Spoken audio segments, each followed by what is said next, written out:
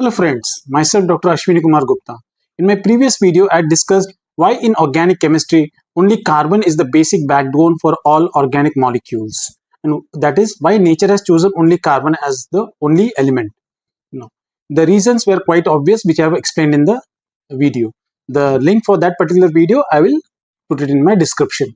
Today, I will discuss you on the point that why addition of a single proton to each and every element changes the physical and chemical properties of each of these elements. For that, we shall first start by referring the periodic table. This is the periodic table. It's very unique, where all the elements are properly arranged with respect to the number of protons, that is atomic number. It's very surprising that by just changing one proton changes the chemical properties of these elements. For example, potassium, which has 19 protons but is a silvery white soft metal and is highly reactive when added in water, resulting in loss of hydrogen and heat.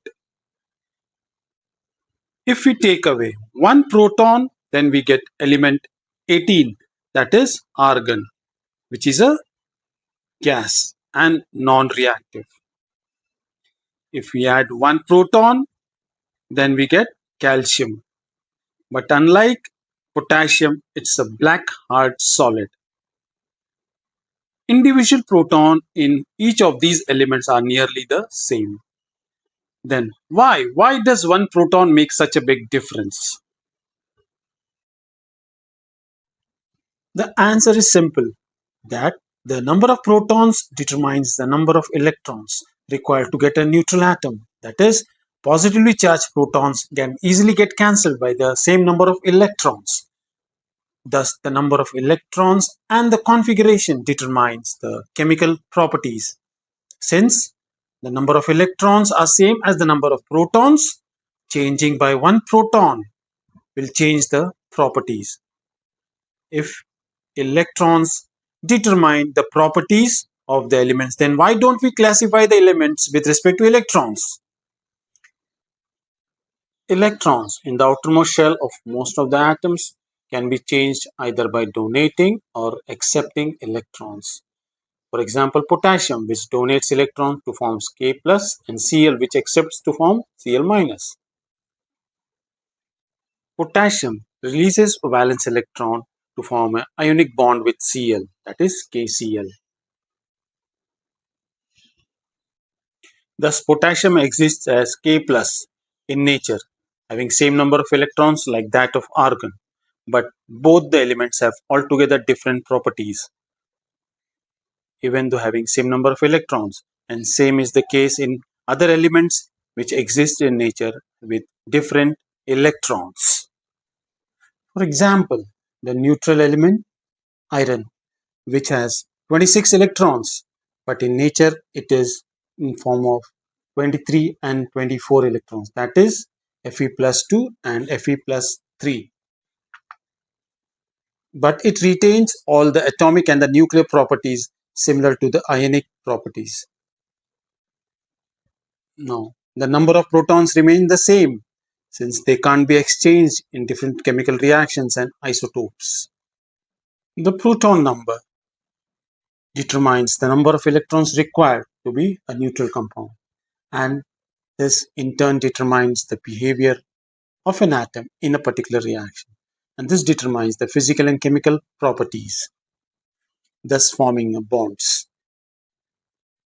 Thus, the addition of a proton to an atom determines the number of electrons required for neutrality and its intention to whether it wants to donate, keep, or share the electrons.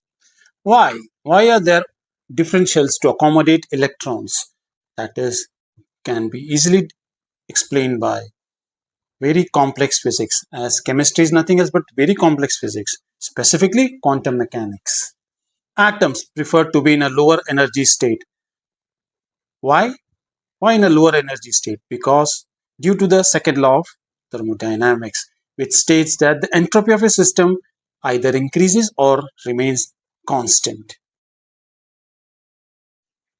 All the spontaneous processes which occur in nature or the spontaneous reaction do follow the second law of thermodynamics. In quantum mechanics, it is explained by Schrodinger's wave equation, which looks very fearsome, but actually it is total energy where it is equal to kinetic energy plus potential energy. Solution of this particular equation indicates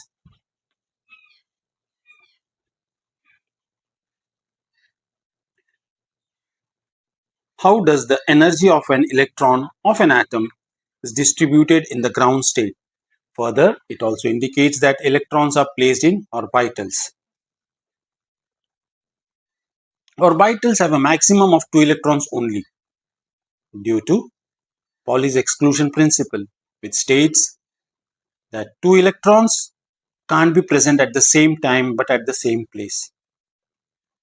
But 2 electrons which having different spin states up and down are 2 different electrons, and this can occupy the same orbitals but can't add third electron, since any 2 electrons will have the same spin. Thus, the number of electrons that make an orbital most stable are 2, 10, 18, 36, 54 and 86. But why? Why no other number like 4 or 32 or 80?